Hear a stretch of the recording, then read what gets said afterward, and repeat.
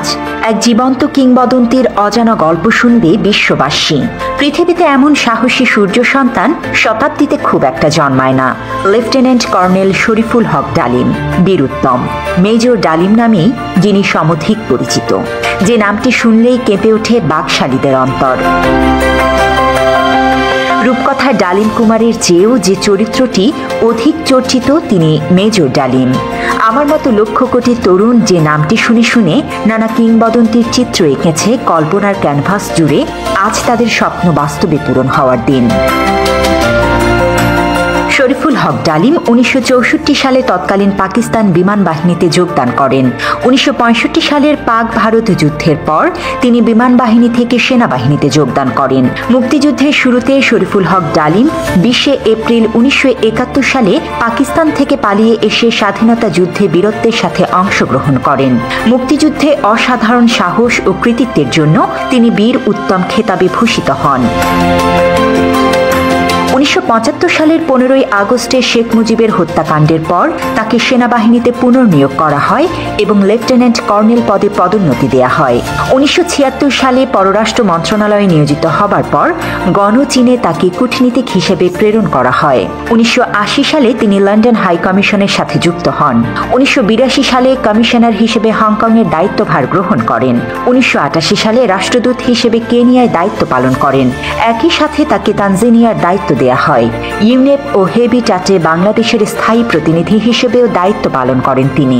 সোমালিয়ায় যুদ্ধকালীন সময়ে জাতিসংঘের শান্তিরক্ষা বাহিনীর অংশ হিসেবে প্রেরিত বাংলাদেশ সেনাবাহিনীর সদস্যদের সার্বিক তত্ত্বাবধানের বিশেষ দায়িত্ব তিনি পালন করেন। 1995 সালে তিনি সরকারি চাকরি থেকে অবসর লাভ করেন। বীর উত্তম খেতাবপ্রাপ্ত একজন বীর মুক্তিযোদ্ধার নামটি বাংলাদেশের মানুষের কাছে পরিচিতি পেয়েছে 1975 সালের 15 আগস্টের এক ঐতিহাসিক ঘটনার মধ্য দিয়ে। মেজর সৈয়দ ফারুক রহমান, খন্দকার আব্দুর রশিদ ও মেজর ডালিম সহ আরও কয়েকজন দেশপ্রেমিক সেনা কর্মকর্তা 1975 সালে দেশের সত্যিকার স্বাধীনতা সার্বভৌমত্ব রক্ষায় একটি সেনা অভ্যুত্থানের পরিকল্পনা করেন। 1975 সালের 15 আগস্ট দেশপ্রেমিক বীর উত্তম মেজর ডালিম ফিল্ড আর্টিলারি রেজিমেন্টের দায়িত্ব পালন করেন এবং শেখ মুজিবকে পরিবার সহ হত্যা করেন।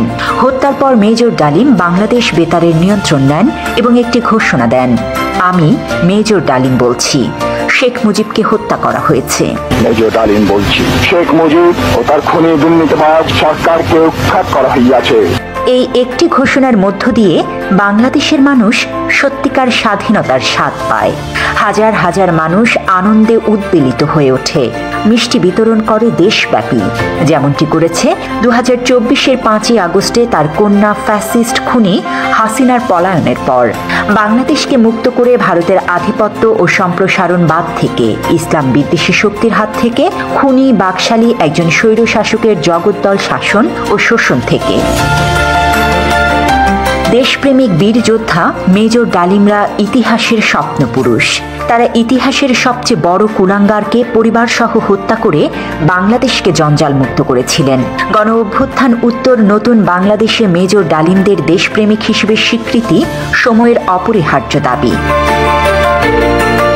মেজর ডালিম কেন ও কোন কারণে মুজিব পরিবারকে হত্যা করেছে তার বর্ণনা রয়েছে তার লেখা যা দেখেছি, যা বুঝেছি, যা করেছি, আমি মেজর ডালিম বলছি ও কিছু কথা কিছু ব্যথা বইতে।